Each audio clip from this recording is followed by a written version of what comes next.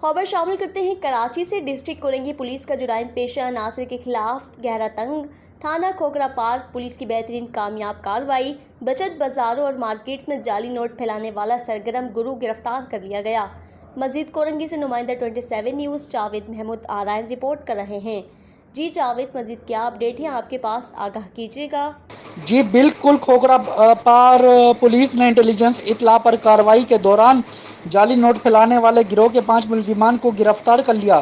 گرفتار ملزمان کا سرگرم گروہ جعلی نوٹ مختلف مارکیٹیں اور بچت بازاروں میں پھیلایا کرتا تھا۔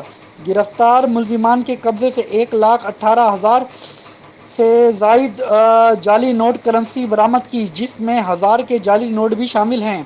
گرفتار ملزمان کی شناخت احمد جمیل، نوید، ریحان، معین الدین اور اویس کے نام سے ہوئی۔ ملزمان کا سابقہ کرمنل ریکارڈ بھی حاصل کیا جا رہا ہے۔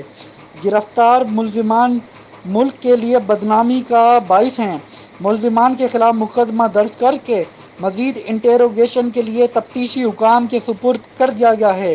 Report Javed Mahmood Arain, 27 news, deputy bureau chief, Karachi.